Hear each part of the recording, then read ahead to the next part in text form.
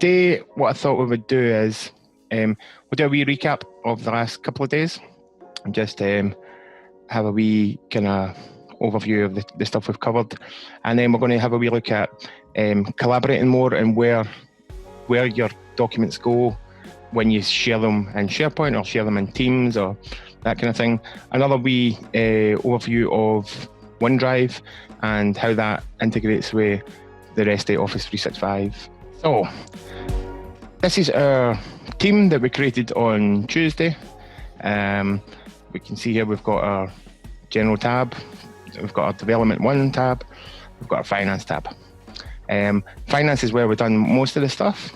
And here we've got our Asset Tracker, which, as if you were on yesterday, you saw that this comes from SharePoint that we created and embedded within Teams, so we don't need to go out with Teams to access data that's in SharePoint. By the same principle, we've got our planner, and this is our wee project plan, again embedded within Teams. You can see here now this one's overdue because it was due yesterday, and again, you don't need to leave Teams, you just stay within Teams the whole day, and if you've got all the right information there, you can work away happily. And here we've got our Microsoft form. Again, the forms can be as simple or as complex as you like. I can fill this in again. Yes, I love Teams. And that response gets sent for you to do with whatever you wish. You know, you can analyze the data from within forms, or you can export it to an Excel sheet to do more analysis, or you can kick off a flow, which we'll talk about tomorrow. But you can kick off a flow which allows you to do pretty much anything you want. You can use that as your trigger to kick off your flow. So today I'm going to have a wee look at OneDrive, because I think that's something that people they're not sure when to use OneDrive, when to use Teams, when to use SharePoint.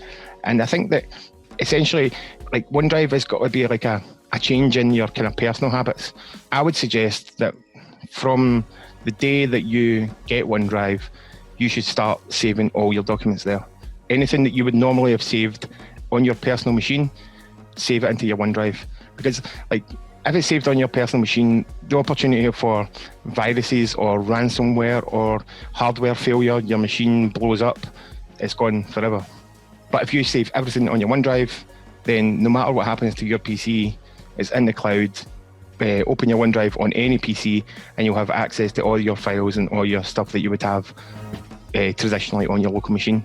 So the kind of first tip I would say is just use OneDrive for everything, every document that you save. And I'll go ahead and I'll create a Word file just here. I mean, it is really the same as saving on your local machine, the same process. So if I go up to File and Save, you can see here that I've got my OneDrive here, my SB John. This is C3 Digital, my fictitious company. But I go in here, we'll give it a wee name, Teams Webinar Document. So I can save that there, and that's going to sync up. You can see here now, because I've saved it to OneDrive, autosave gets turned on, and it's every time I make a change, it just automatically saves. You don't need to save, and it'll keep different versions as well if you need to go back to a previous version. Let's do that. So if I now go to my OneDrive folder on my local machine, you can see there that I've got this Teams webinar document. At the moment, it's just on my local machine.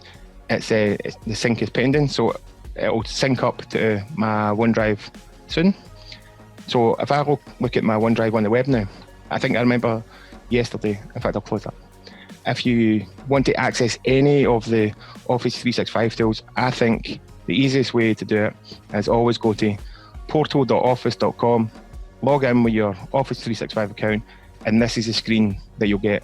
And this gives you access to all of the tools that you need. So you can open your Outlook, OneDrive, you can open Word, Excel, PowerPoint in the web, you've got access to SharePoint, you can open Teams in the web. I guess it just comes down to personal preference. You know, you can if you go to, I think it's OneDrive.live.com, you can log in to OneDrive that way as well. But essentially, it just comes down to personal preference. So if I open my OneDrive here, you can see that that's now synced up to OneDrive, the Teams webinar document. And that means I've got access to that if I open OneDrive on my phone, if I go to the library and open a machine that I've never been on before, I've got access to that document. No matter what machine you're on in your office, or if you're working from home, your personal machine, you've got access to all of this data. Okay, I've been working on this, but I want to share it with someone else in my organization. So I can click share or highlight here and click on share. And I can say anybody with the link can edit. So I can send this document to either people in my organization, or I can send it to people, partners or people that we're partnering with. I can send it out to them. And like I mentioned before, when they open it, they're opening this version of it. So they don't have a version in their email inbox or locally on their machine. They're opening the same document that you're sending. In fact, sorry, I should speak about this as well. So you can send it to anybody with the link. You can send it where the permissions are if they exist within your organization. So it gives you a bit of security. You don't want people out with your organization accessing this document. You can say, okay, only people in my organization can access this. Or you can select specific people that you want to access it. So for now, I'll do specific people. So Silvio, he's going to get it. That means that even if Silvio forwards the link onto someone else, they won't have access to it because they don't have permission to this document. So we'll send it to our Silvio. And what happens there is, I'm going to open another Chrome session where I'm signed in as Silvio. So this is Silvio now, you can see here. And this is Silvio's email. You can see there, John shared a file with you. You can open that document and start working away. And you can see here, it's got autosave turned on by default if you're opening the browser. You can see that he's made a change, it's saved by default. You can see here that I've got this document open as well. So if I go back to me and my Word file, I get a wee notification here that Silvio's got it open. So if we go back, we'll go back to Silvio and close that. So what have we done so far? We've created our document, we've saved it to our OneDrive, we've shared it with one person. But let's say then we are happy now for that document to be shared with the wider project or the wider group. We can then say, okay, let's take this file and we'll copy it. Let me move this guy. And this is all the SharePoint sites that I've got access, or I've got permission to. So I can say the Teams webinar that I created yesterday or Tuesday, we've got a document library called distributed documents. Let's copy that in there. There we go, it's copied. So now if I open this SharePoint site and let's refresh that, you can see that I've now got this Teams webinar document that's available to everybody who has access to that SharePoint site. So I think that's a good process to just keep in mind, that you save to your OneDrive, that's for you. You can share with specific people until the document is ready for the wider company to read or to have access to, and then you can copy it straight to SharePoint. And as I keep going back to it, you don't have to have that kind of round robin email of everybody putting in their wee bit and then having someone collate that into one document and then going to SharePoint and then uploading it. It's all very smooth and simple. I'm going to go back to Teams for now and just talk about what happens to your files when you're using them in the kind of context of Teams. So if I go to posts from yesterday or the day before. We've got a bit of chat here. There's the notifications that we added these new tabs. And I think I mentioned yesterday, if you upload any files, again, they go into SharePoint and you can access them from here, or you can say open them in SharePoint. So when you do it in that kind of public channel of the team, the files get pushed into SharePoint and you can access them from there. But let's say I'm having a chat with Silvio.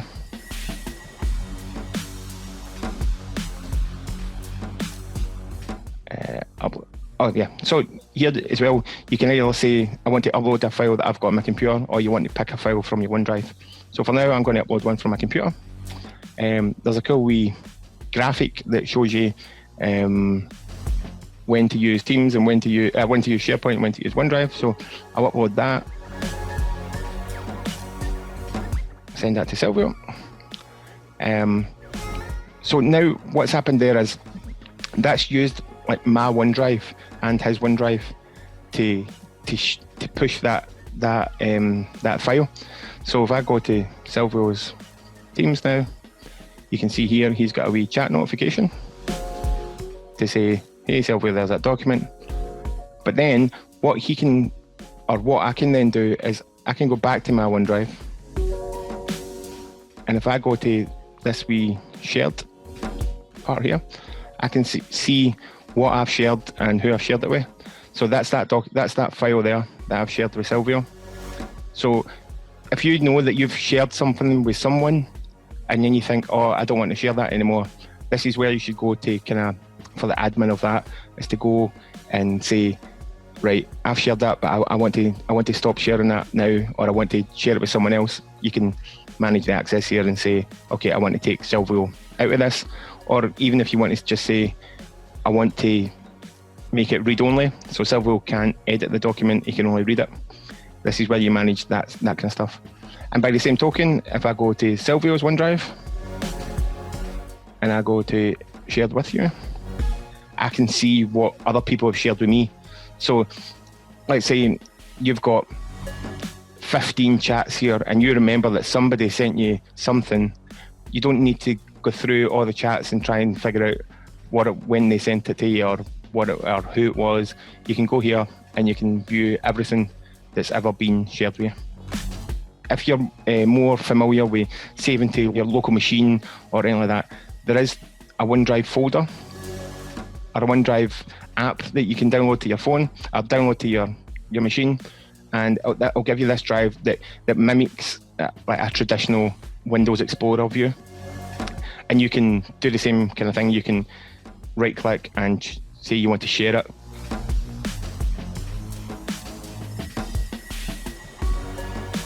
So like I say, you can do it either in the context of the browser or in that kind of Explorer view. Again, it's just down to your kind of personal habits and how you want to work. I know that it's not always nice to stay in the browser all the time. So having that on your kind of Windows Explorer feels more natural, because that's the way people have been working for a lot of years. The other thing, just to kind of go back to where your data is and that kind of thing, if we go back to Teams, I think it's important to know what happens when you create a team. So I'm going to go ahead and create another team. I'm going to show you here. This is all the files that have been saved within the finance channel in our team. But if I click open in SharePoint, we can see them in SharePoint as well. And then we've got the full power of SharePoint. And the reason for that is when you create a new team,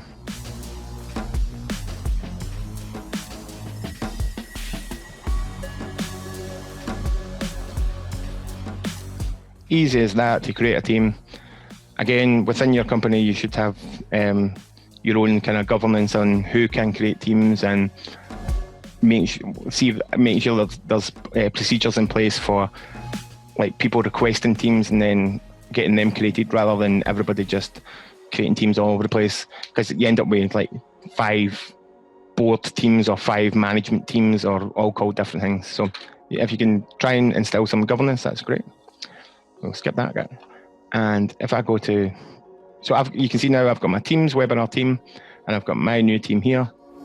And if I go to files, they're just spinning up there. Essentially what I wanted to show there was that when you create a new team, in the background, it creates a SharePoint site. So like you don't need to manage that or do anything with that. You just need to know that when you create a team, it creates a SharePoint site, and when you put any data into the team, if you put any documents into any channel or any place within Teams, it's going to go to that SharePoint site, unless you're doing this kind of private chat, and in that case it's going to go to your personal OneDrive. I just wanted to make sure that people are aware of like where data is, so that you're not going to think, oh, if I have this private conversation or this private chat, then everybody's going to see it because it's in Teams, or everybody's going to have access to this document because it's in the context of Teams. If it's in your private chat, it's all controlled within your OneDrive. If it's in the public team channel, then it goes into the SharePoint list or the SharePoint document library. And if I can see here, no, okay, we'll leave that for now. So yeah, I think that's enough rambling from me. Has anybody got any questions? It does. So anything, like, however long you've got your team open for editing or for adding information, then the SharePoint site will just keep taking that data and managing it. And like, you don't need to really worry about storage space. I think like by default you get like 1 terabyte of data, and then if you're running out of data, you get notifications saying you're running out, and it's cheapest chips for more. Yeah, that's absolutely right. You can both open a document within Teams. You can both edit it at the same time. You can have a chat about it while you're doing it. It's really cool. I love it.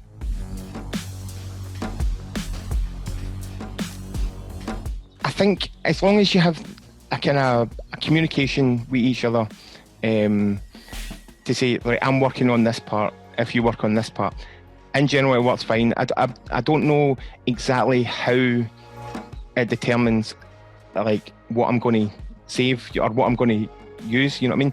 But I think it's getting much better as well with the timing of the synchronization. So like it's almost instant now. So you can see almost instantly like what somebody's changed. You know. Right. So if you put something in and then they change it, then you'll see that pretty quickly.